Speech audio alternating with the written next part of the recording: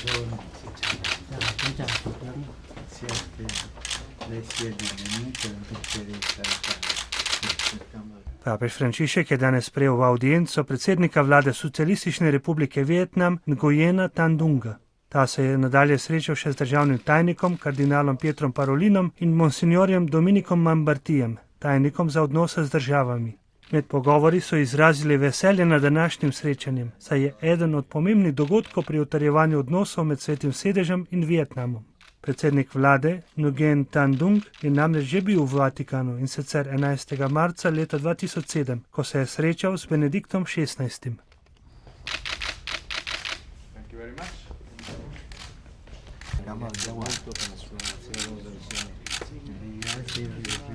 Molto lieto di questo incontro.